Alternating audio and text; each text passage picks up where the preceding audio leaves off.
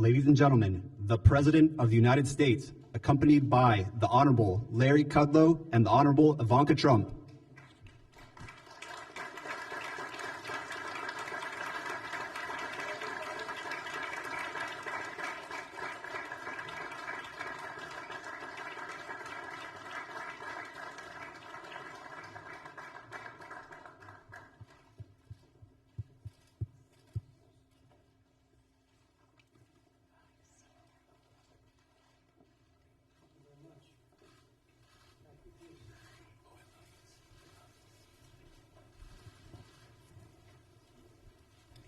Welcome, everybody. I'm Larry Kudlow. I hope I'm hooked up with the mic. I believe I am.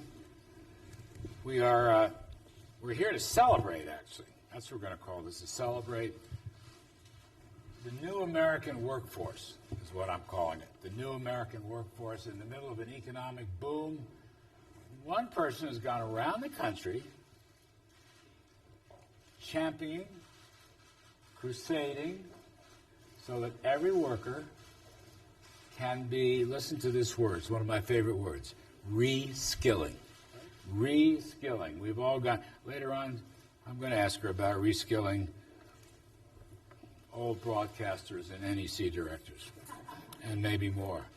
Anyway, the headline here is you have a new announcement now. This is private sector, okay, private companies, no government money, but dealing with the American workforce so it can fit in the missing links between job openings and folks who want to work. Ivanka Trump, tell us about it. Thank you, Larry, and thank you for this opportunity. So we're sitting in a room today surrounded by companies who have committed to investing in their workforces and workers who have benefited, and students from those programs. The reality is that we have an incredible economy, a robust economy, and that's because of deregulation, because of tax reform, and for the first time in history, we have more vacant jobs than we have unemployed workers to fill them.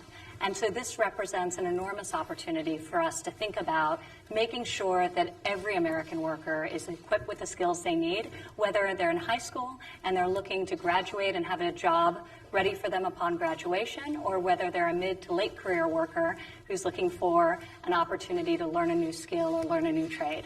So we've been doing that. The president, back in July, announced a call to action where he wanted the private sector to step up and start to take responsibility and take a commitment for investing in their own workforce.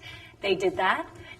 Back at the end of July, we announced over 3.5 million jobs created by companies such as Apple and FedEx, Microsoft and Walmart and so many others. Since that period of time, more than 120 additional companies have signed our Pledge to America's Workers. And as Larry noted, no federal funds are involved in this at all.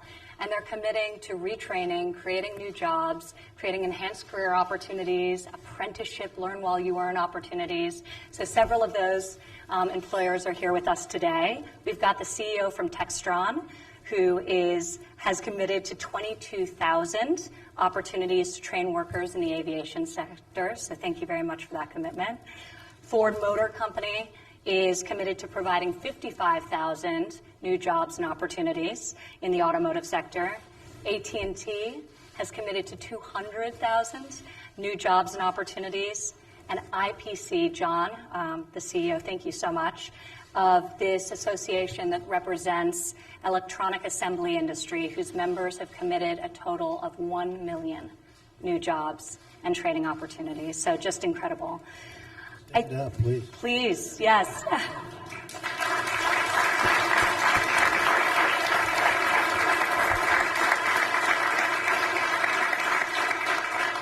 And so the headline is, you're up to?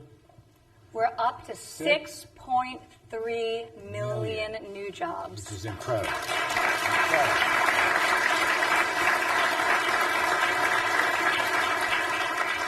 And if you think about that in context, that represents 5% of the current workforce. So it's really remarkable, and really this is that call to action to the private sector to invest in the current and the future workforce, and we're going to continue to have the private sector sign our pledge and agree to making this type of investment.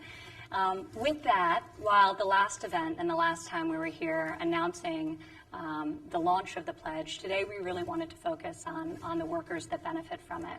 So in my travels, and I've been to job training programs in now 14 states across the country, and really seen the best-in-class things that are happening on a state level. Thank you, Governor Bevin, for all that you're doing. And on a private sector level. But I've met some remarkable people, many of whom are in this room. I'd like to briefly introduce Eric, who I was just in Eastern Kentucky with, who went from a job in the coal mining industry to now a CNC machining instructor. He was so good that they wanted to keep him to train their other workers. So maybe, Eric, if you wouldn't mind standing and telling us a little bit about your story.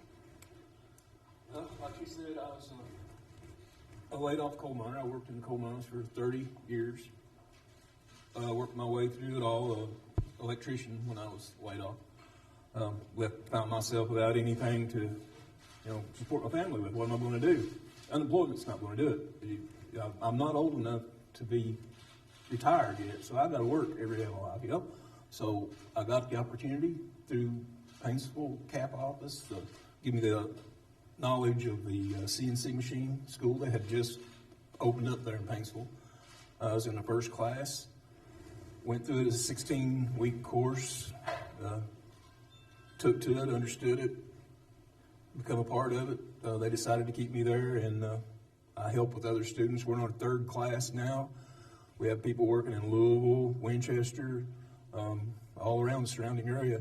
But those guys, they want to come home too and work right there in the area. So we're hoping that with the school and the jobs that we're creating will bring industry in, and we'll all flourish. Just bring it on. So.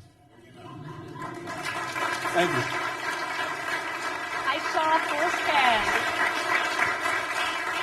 I saw firsthand just how amazing Eric is and the work that he does and the instruction he's given to so many in that facility. So really amazing. And Stasia, I met you in Houston. And Stasia is currently training to be an apprentice and is valedictorian of her class, graduating, I believe, just in a couple months, and is looking forward to a career as a pipe fitter. I should also mention that you're a Marine Corps veteran. So would you share your story with us, Stasia? Well, as she said, my name is Stacia Brightman. I'm from Houston, Texas. I'm the proud mother of 2 boys, and I'm a Marine Corps veteran. My oldest son is also a Marine as well, stationed in MCAS Cherry Point. Following my career in the Marine Corps, I found myself unemployed, working a bunch of dead-end jobs. And I was looking for something more than just a job. I wanted a career. So I was approached by SNB for their Women's Apprenticeship Program, which is an Earn While You Learn program. At that time, I was kind of discouraged because the oil and gas industry is not an industry that has a lot of respect for women and has a lot of respect for females. So I went and I spoke with my pastor, and my pastor gave me some words of advice. She told me that be the change that I want to see. Be the woman that can go out there and make the difference, that can earn the women respect. So I agreed to the Women's Apprenticeship Program from S&B. It's a 16-week course, and we on our 11th week. And as Ms. Ivanka said, yes, I am the valedictorian of our class. I appreciate S&B for the opportunity that it's given me. Not only do I have a job, now I have a career. And I have a career that I can lean on and that I can look forward to and that'll take me further.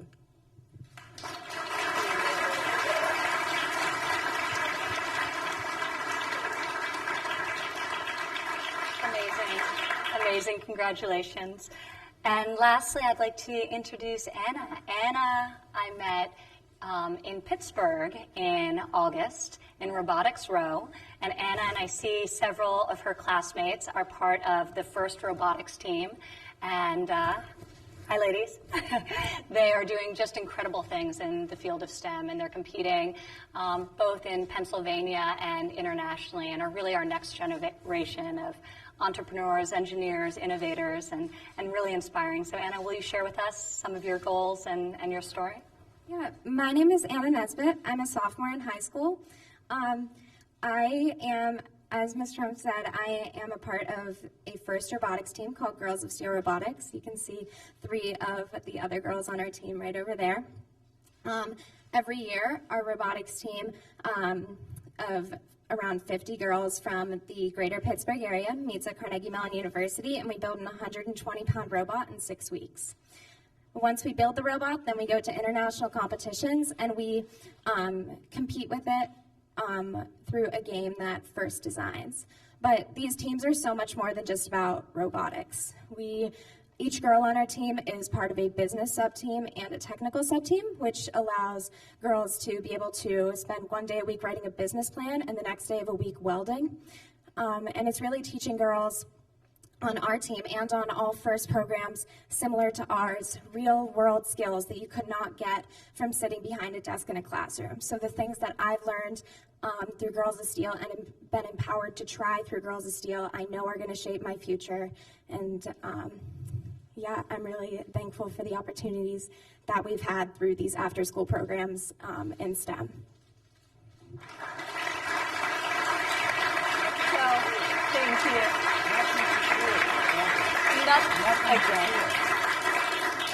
Thank you for sharing your story, and I thought that would set a nice tone for a broader discussion about the economic opportunity that's been being created by President Trump and this administration. So Larry, I'll kick it over to you now. Thank you, Yvonne. By the way, young lady, robot building. A lot of people are worried about the future with robots, but somebody's got to build them, somebody's got to service them. Somebody's got to keep them going. There's a lot of jobs there. You've got one. I think you illustrated an important point. Yeah, definitely. Well, yes. Girls of Steel, really, and all FIRST robotics programs, there's tons of scholarships through them. And you come out of the meetings feeling like you know more than you went into, and so that really does empower you to join that STEM workforce. I know Tina, who's sitting over there, she's interested in going into robotics, and whenever she started Girls of Steel, she wanted to go into history. So it really does empower you to try new things, go out of your comfort zone, which is things that girls need. Thank you. Terrific stuff.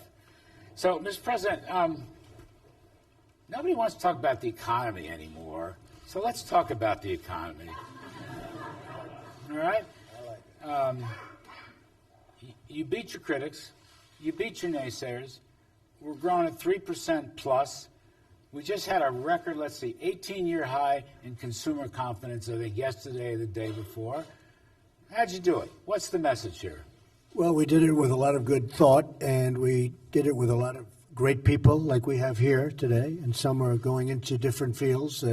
By the way, the coal mining field is doing very well right now, but some people will go out of that and some people will go into that because, frankly, it is really, as you know, you see what's happening. It's doing great. We have the governor of Kentucky with us, and he has been, Matt, please stand up, Matt Bevin. Please, what a job he's done. And he can tell you how well it's doing, but we have a lot of other industries that are doing well. You really have your choice. You didn't have a choice just a few years ago, and now you have a choice because our markets are so strong. The job market at 3.7% is the lowest in 50 years. It's the best unemployment numbers we have in 50 years, and that's wonderful, but we actually need workers now. That's a good thing to be saying because that hasn't been said for many, many decades. And we want people to come in. You've all been reading about the immigration situation with the caravans and all, but the fact is we want people coming into the country. We want them to come in legally. They want to come through a system that we have set up and that we're really setting up well. And they want to come in, and we want them to come in through merit so that they can help these companies because we have, just in Japan alone, we have 6 major car companies going to open up new plants and coming in. They're coming into Michigan, and they're coming to Ohio. They're coming to a lot of different places. We have a lot of car companies coming. We have a lot of companies, period. Foxconn in Wisconsin is an example. And all of this has just led to optimism. I mean, we're cheerleaders. That's a big part of it. And we're cheerleaders for our country, for our system. We're getting rid of a lot of the bureaucratic blocks and a lot of the regulations, Larry, which you know are very important. In fact, before we did the tax cuts, and the tax cuts are a big factor, but before we did these really massive tax cuts, the biggest that we've ever done, we did regulation cuts, and quite a bit before, and the economy was really going very well. And then you added to that the tax cuts and other things that we have within the reform bill. And the end result is we have an economy that's the hottest economy right now in the world. And I guess the stock market is up to getting close to 50%. If you think about it, that's incredible since the election.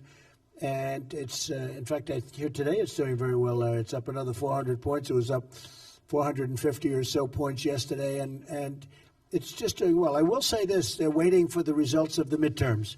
And if the midterms, for some reason, don't do so well for Republicans, I think you're all going to lose a lot of money. I hate to say that. I think you're going to lose a lot of money. People are waiting on your 401ks and everything else. They're waiting to see what happens with the midterms. And if it comes out good, like we think it probably will, because there's a good feeling in the air. There are a lot of people voting. Go out and vote. But if it comes out good, I think the market's going to continue to go through a period that, like we've never seen before. Yes, sir. It's a healthy economy. You know, the gentleman over there said, bring it on. I love that. I say that American men and women in business and the workforce are crushing it. We're the hottest economy in the world right now. Trillions of dollars are coming our way. Let me ask you this. Very unusual. When you look at the statistics, God forbid we should use a factoid, we are experiencing record blue-collar employment increases, the likes of which we haven't seen since the middle 80s, okay, when I was a Cub Scout for Reagan.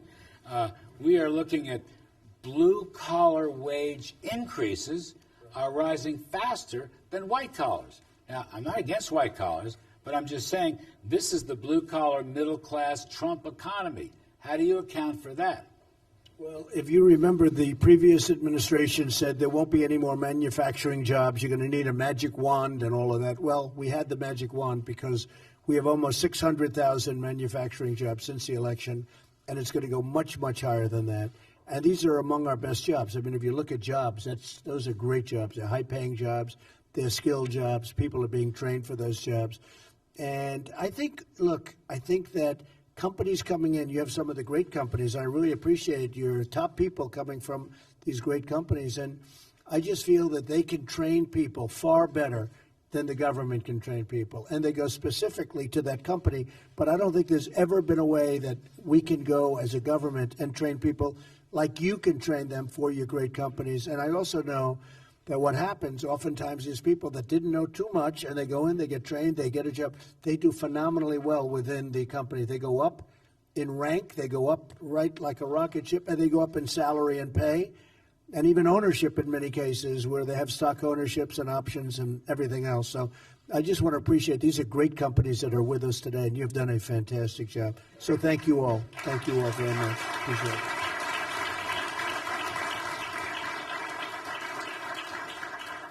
During the campaign, you made it very Which clear. one? Which campaign?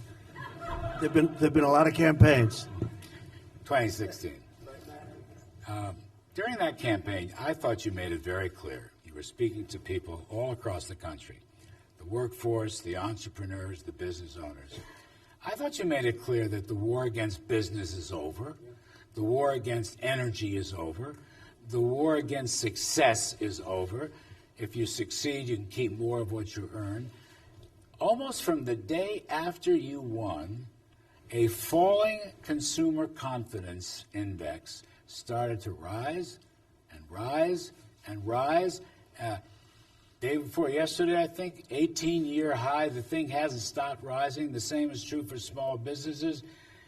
Have you changed the attitudes? Have you changed the psychology? Have you said to folks, go out there and take a rip at the ball?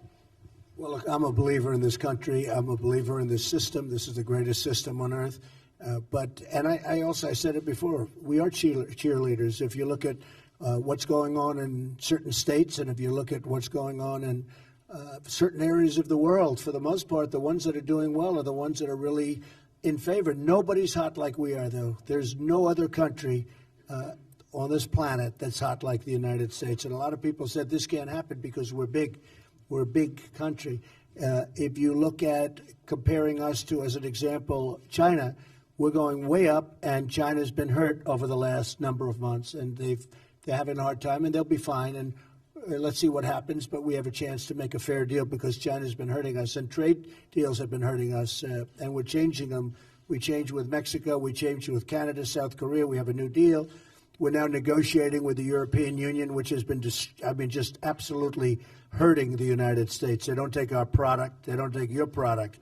They don't take our product. They don't do a lot of things. They charge tremendous tariffs, and we don't. And it's been very difficult dealing with the European Union, but we are now negotiating with them from a position of total strength, because if they don't treat us fairly, we're not going to treat them fairly. And the same goes for many other countries around the world, including China. But people come in, prime ministers come in, and presidents come in, and kings and queens, and everybody comes in. And the first thing they always say is, congratulations on what you've done with the economy. We are literally the hottest country in the world economically, and it's a great thing to see. And I think we have a long way to go. I really believe that. I think, Larry, we have a tremendously long way to go. You know, Ivanka, you've got, if I understand it, roughly 7 million job openers in the hottest economy in the world. Yeah. So your reskilling comes at exactly the right moment. It's critical that we make sure there's an alignment between the jobs in demand in the modern economy and the skills being taught in our classrooms, our technical schools, and that's what this administration is completely committed to. But it's also really important that we work with industry and also with governors. So as part of this pledge, we had governors sign a pledge saying that they would prioritize this in their states because they do reskilling. They know the needs of their local marketplaces far better than the federal government does. So this president, after this legislation languishing for almost a decade, signed Perkins Career and Technical Education into law, modernized it. This is money that goes to the states that enables the governors to invest and fuel the growth of jobs and training programs that are actually working.